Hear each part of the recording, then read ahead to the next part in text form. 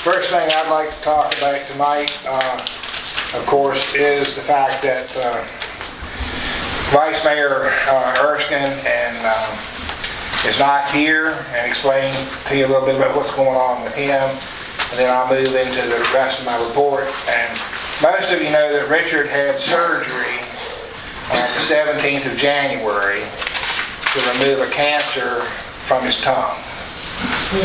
They have not received any reports from the pathology tests or anything on what was removed. They won't know that until Monday.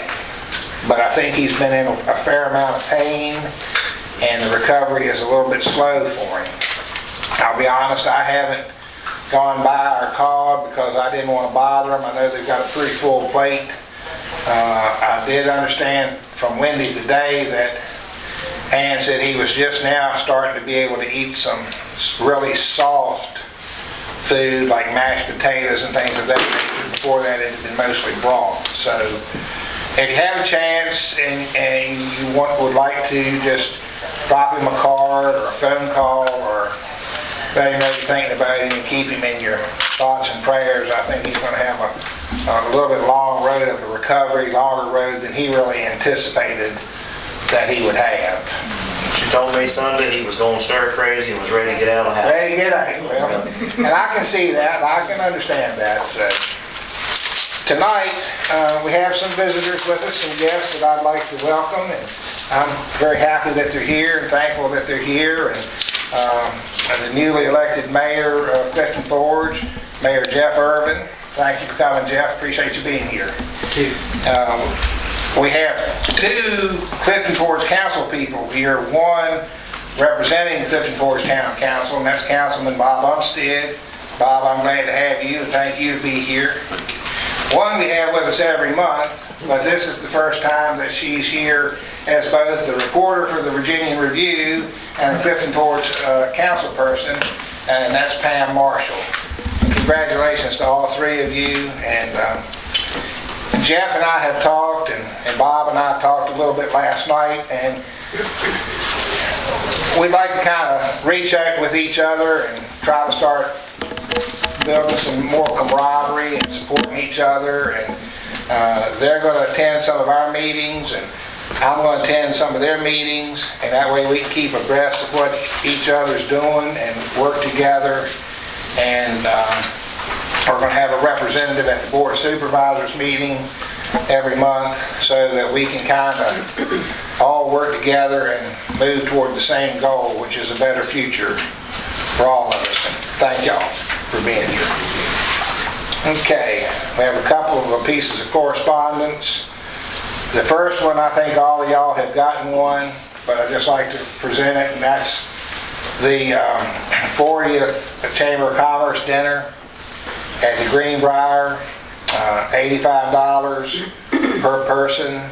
If anybody's interested in going, certainly be happy for you to go and represent Iron Gate at this function. It's a nice evening. I've been once or twice, so if anybody's interested, you'd enjoy it. And then we have a thank you card. God has two dwellings, one in heaven and the other in a thankful heart. Thank you for all the prayers, cards, and calls. God is good all the time. Richard Erskine. We sent Richard a card and let him know we're thinking about him. And I'd also like to thank the folks that have checked on me and sent me cards and phone calls checking on my hand and recovery. And it's a slow process there, but it's getting there, and everything's good, and I appreciate everybody's thoughts and concerns with that. Okay. this is just more or less of an announcement. The meters are going to be read tomorrow. They weren't read today because today was trash day. And I will say that our guys bundled up this morning, went on and braved the weather and picked the trash up, and that way they didn't upset the schedule or anybody else's schedule, and got it done. And I think they took one 20-minute break, then they came in to get warm, and the rest of the time they just soon get it done, get it over with, and move on to the landfill and be done. So they got that done.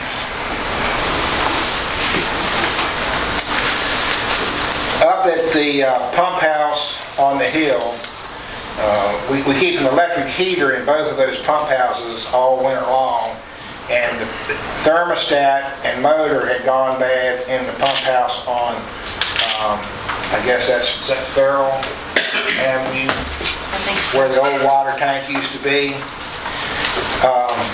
Public Works crew put a small heater in there freestanding till we could get the other one fixed. But we have replaced the motor in the heater and a new thermostat on the original heater, and it's back up and running and keeping everything above freezing like it's designed to do, cutting on and off so it's not costing us a fortune in electricity.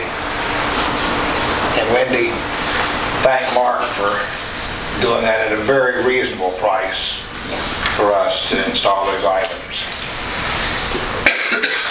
Last month, council voted to abandon an undeveloped portion of Railroad Avenue from where it intersects with the south side of 9th Street, and also comes around and intersects back with Commerce Avenue.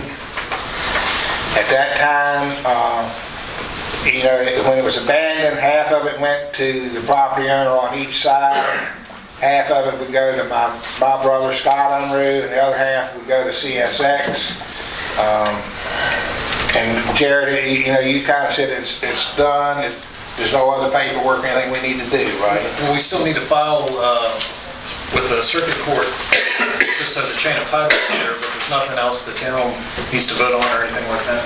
And then, Wendy, you're going to get with the county on updating the tax records? Yes. So that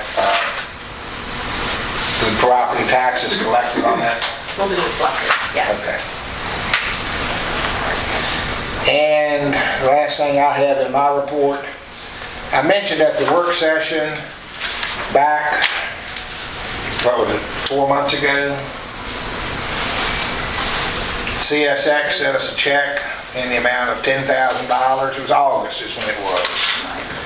We had no idea what the check was for. It was just stated on the check, invoice dated August.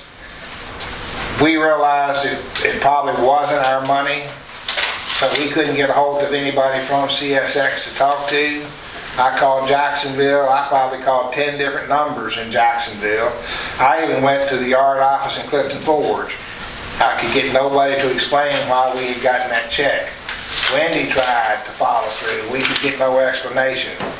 So we decided that we'd just put the check in the escrow account and hold it until which time CSX came looking for it. Or after 6 months, we figured it would be ours and we would use it. They came looking for it this month. Wendy wrote them one check, and a week later they still hadn't gotten it, and they called back. So she wrote them a new check, stopped payment on the first check. So The second check was sent certified mail, so that way I had a tracking number for it. So if it's too good to be true, most of the time it is too good to be true. So anyway, we refunded their money and everybody's happy with that. That's all I have in my report tonight.